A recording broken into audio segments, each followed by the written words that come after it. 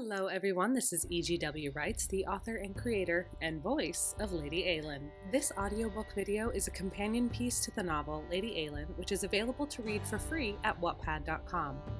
You can find this book and a handful of others on my profile. To view that, please visit wattpad.com/EGWwrites. Two quick housekeeping notes before we get started. Number one, this book will contain adult content, so listener discretion is advised. Please use headphones or listen privately.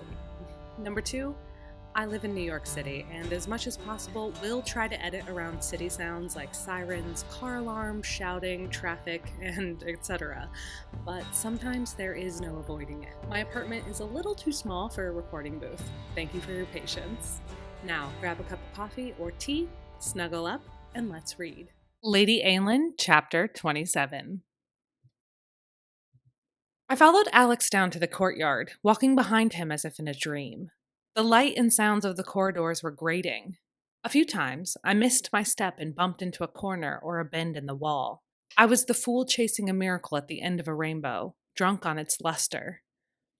Once we crossed over the threshold and left the castle, Alex turned and offered me a graceful bow, holding my hand and kissing it with a courtly flourish. Without a word, he left, striding off toward the stables. I stood blinking and breathless as Callum and Bess looked on. I could just make out the curl of amusement across their lips. Wallace broke the spell I was seemingly trapped within by running toward me and crashing into my legs. "Eilean," she whined, her high-pitched voice a little too saccharine. "Mom says I cannot go with you." I rested my hand on the top of her head and ruffled her hair. "You can't come with me this time, lovey." "Because?" She blinked up at me impatiently. "I told you, Wallace. Eilean is going to where the sick people are. It would be dangerous to take you," Bess called out, hands on her hips. My sister-in-law and I shared a look of amused exasperation. "Next time I go for a ride, I promise to take you with me," I said, crouching down and talking to Wallace eye to eye. That earned me a smile and a small jig of excitement. Any lingering unhappiness the girl felt was forgotten. I let her lead me over to the wagon where Bess and Callum were stacking up supplies. The number of boxes and crates and food stacked in the cart surprised me. "Can we spare all this?" I asked. "Truth be told, we're hurting for storage space in the kitchens. Cook says all of this is the surplus's surplus," Bess said as she pushed back a few flyaway hairs from her face. The gold of her hair danced on the wind around her head like a halo. A smattering of summer freckles already bloomed across her nose and cheeks. "Fair enough," I said, moving out of the way as Callum shuffled closer and placed the last box of tinctures on the floorboards under the bench.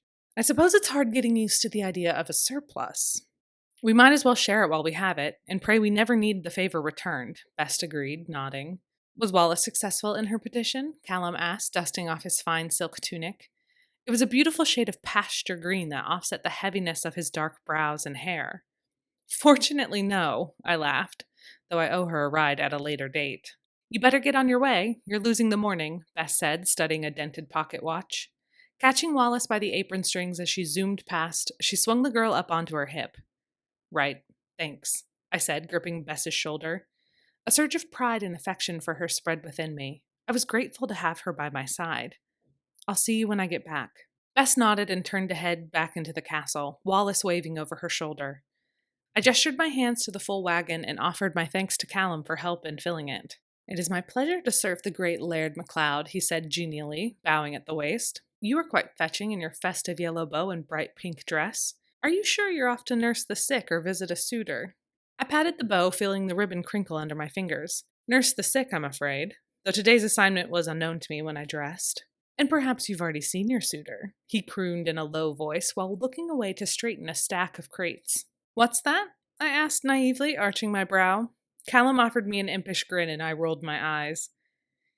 "Is it truly an outbreak of white fever?" Callum asked, leaning in close, keeping his voice low. I nodded. He shuddered and his face went pale. "If you're up for the ride, I wouldn't mind your company," I said, boldly inviting him to join me. Though I was accustomed to spending time alone with men, the men in question were usually my brothers or Alex. This invitation was quite different. I blamed my impropriety on the brightness of the sky and the sweetness of the breeze. I was restless with spring fever and the still jangling nerves of Alex's kiss, needy for companionship. At least Callum was entertaining. As I have no occupation and as I swore a solemn vow to obey you in all things, I cannot refuse. I laughed and shook my head as I climbed onto the wagon. The horse, impatient, kicked at the ground and snorted. It might be a bit of a squeeze, I said, settling on the bench and showing how the volume of my skirts reduced the already cramped sitting area. Extra padding for me, so long as you don't mind being wrinkled on one side, Callum joked, climbing up beside me.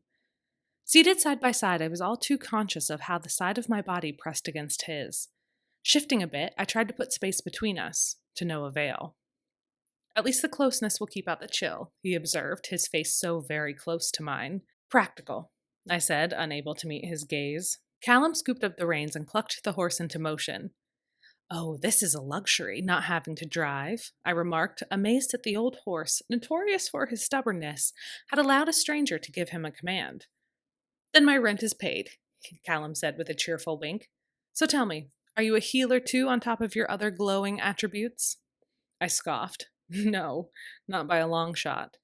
But among the divisions of the daily workload, caring for the sick falls under my jurisdiction. I see. And what are the other jobs? Alex sees to the fields and the barns. Bess runs the house and manages the staff. Angus oversees security and manages the correspondence and care of territories outside of Stormway. That leaves the people and the accounts for me. I closed my eyes, enjoying the feel of the sun on my face. Callum hummed and twitched the reins, directing the horse along the path. And what should my responsibilities be? Laughing, I opened my eyes and nodded to the horse. Transportation, obviously, and your lady is very grateful for it. I have never been driven around in a carriage. Thank you. Callum inclined his head. There was always the rumor that you were a rube, but calling this cart a carriage proves it. I ignored his taunt, stung by it more than I anticipated. If you're looking for a more grandiose position, which I can tell you are by your sulking and name-calling, then I hope it will flatter you to know that I think of you as my political advisor, my spy in enemy territory. And who, pray tell, is the enemy? I'm snooping for details on your own family, your countrymen. Perhaps spy is the incorrect term, but I dare say you enjoy the dramatics. You are not wrong, Callum laughed. My momentary hurt forgotten, I knocked my shoulder into his and he winked. The rolling hills passed by, undulating up and around us like a lazy green tide. The grass was flush with the bright yellow-green glow of late spring. Salt from the distant ocean mingled with the flowering trees and created a perfume that hit me in the gut and the heart. The smell of home. What is it like in the north? I asked, wondering how my verdant surroundings contrasted to his homeland. Snowy, he replied, his brow furrowing with recollection. The elevation is quite high, so the snow lingers until mid-June. No, truly, he confirmed. My ancestors built Istamir into the side of the mountain, carved from the craggy white marble. The sides of the mountains, the sheers, drop sharply down into the ocean below. It's a gray, cold, harsh place, not at all like this. He scanned the surrounding scenery, his eyebrows high and his shoulders loose. For all his wonder at the flowering grasses and petal-heavy trees, there was a sorrowful tinge of nostalgia in his tone. No wonder you're so theatric. It sounds like a perfectly thrilling place to grow up, I said. My imagination could only take me so far in envisioning what he described. Secretly, I wished I might someday see Istamir and the shears. How long have you been away? 6 years, Callum said, as if unsure of the answer. I raised my eyebrows in surprise. I have to count. Hold on. He looked up and thought, and then, after a few moments, nodded. Yes, 6 years. Almost 7. How is that possible? The war only started 3 years ago. Having never left Elmsmere, having never crossed the boundaries of Stormway Castle, I couldn't imagine spending almost a decade away. I was in school, Callum said simply. I blushed. While there were a few prestigious colleges and academies scattered across the islands, Elmsmere boasted no such institution. No one in my family was formally educated. Work, not books, had been the preferred instruction of the MacLeod clan. Even Alex, who might have attended any of the universities on the mainland, had been privately tutored. I never met anyone who went to school, I said, in awe. Callum smiled, blushing slightly at my astonishment. I was a student at the Honorary College for the Arts and Literature on the mainland when my father summoned me away from my studies. He demanded that I meet him on the fields of battle. Ah, I said, Callum's distaste for the war clicking into place. You preferred your studies to bloodshed. I object to the war on many fronts. He swore bitterly. Art and literature? I asked, my fanciful tone coming across a touch too judgmental. Those are strange interests for a would-be laird. Callum laughed, dispelling my critique. I studied painting. Really? My mouth fell open in surprise.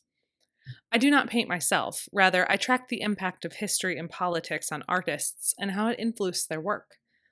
It was, yes, a silly occupation and a fascinating one. At the time, I was the youngest of 11. He looked at me sideways, smiling deliberately, his eyes glittering.